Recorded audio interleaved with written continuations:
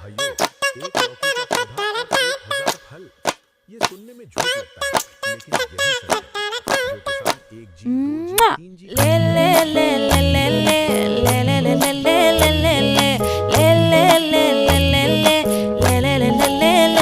ले பாடி என் பொட்டல முட்டாயே சின்ன ரத்தின கொட்டாயே உன் குங்கும பொட்ட